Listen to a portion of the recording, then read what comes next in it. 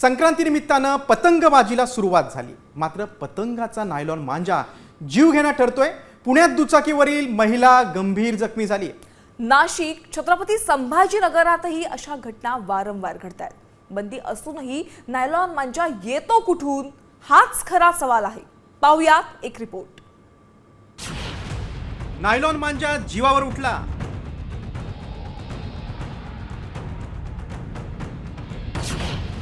पुण्यात पुलावर महिला गंभीर जखमी। नाशिक संभाजीनगरातही दुर्घटना। नवीन वर्षातला पहिला सण संक्रांतीचे सगळ्यांना वेध लागले। संक्रांत म्हणजे पतंगोत्सवालाच। आतापासून पतंगाची गर्दी आकाशात दिसून येते, मात्र त्यासाठी लागणारा मांजा नागरिकांसाठी जीवघेणा ठरतोय।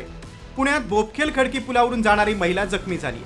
दुचाकीवरून जाताना चायनीज मांजा महिलेच्या मानेवर घासला गेल्यानं गंभीर दुखापत झाली।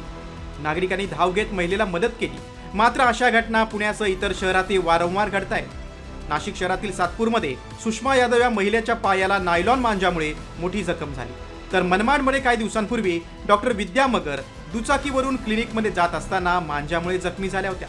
त्यांना 25 टाके पडले होते। बंदी असूनही दरवर्षी नायलॉन मांजाची शहरात विक्री होतेच कशी, हाच खरा प्रश्न आहे।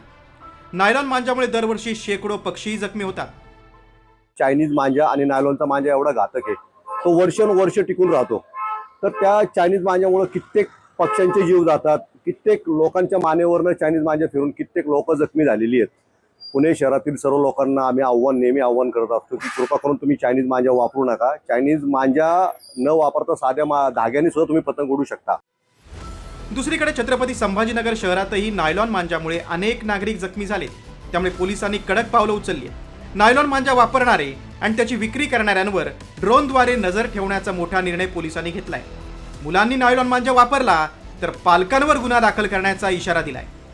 कमी वयाचा असेल तर त्याची जबाबदारी ही त्यांच्या पाल्याची असते, म्हणून त्यांच्या पालकांवर, त्यांच्या आईवडिलांवर गुन्हे दाखल होण्याची शक्यता आहे।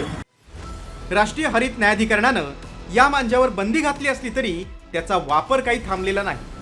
नाशिक, जळगाव, छत्रपती संभाजीनगरात विक्रेत्यांवर गुन्हे दाखल झाले। शहरापासून ते अगदी गावाच्या बाजारपेठेतून हा जीवघेणा नायलॉन मांजा कधी हद्दपार होणार, हाच खरा प्रश्न आहे। ब्युरो रिपोर्ट, साम टीव्ही।